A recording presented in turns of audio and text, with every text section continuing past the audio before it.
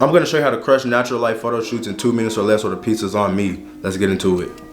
First things first, we're gonna switch our camera to auto mode, not because I want you to shoot in auto, but because we're gonna take the settings from auto mode and plug it into manual.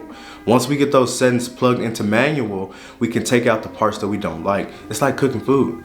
You got the recipe book, but if you're allergic to eggs, you're not gonna put eggs in there. You're gonna find an alternative. I'm getting distracted.